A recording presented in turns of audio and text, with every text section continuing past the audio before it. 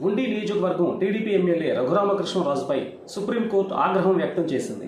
కోర్టును డిక్టేట్ చేయవద్దని జస్టిస్ సంజీవ్ ఖన్నా ధర్మాసనం రఘురామపై సీరియస్ అయింది. వైఎస్ జగన్మోహన్ రెడ్డిపై ఉన్న కేసులను వేగంగా విచారించాలని రఘురామ తరపు న్యాయవాది కోరారు. ఈ సందర్భంగా ధర్మాసనం కీలక వ్యాఖ్యలు చేసింది. రాజకీయ నాయకులపై కేసులను వేగవంతంగా విచారించాలని తాము గతంలో ఇచ్చిన ఆదేశాలు అమలు అవుతాయని ధర్మాసనం స్పష్టం చేసింది. ఇదే సమయంలో డిశ్చార్జ్ పిటిషన్లు ఎందుకు అవుతున్నాయో వాటి వివరాలేవీ తమకు తెలియదని ధర్మాసనం వ్యాఖ్యానించింది.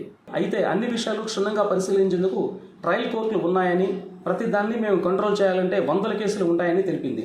కోర్టులను డిక్టేట్ చేయవద్దని రఘురామపై సీరియస్ అయింది. విచారణ సందర్భంగా రఘురామపైనే సిబిఐ కేసులు ఉన్నాయని senior advocate general Niranjan Reddy supreme court దృష్టికి తీసుకువెళ్లారు.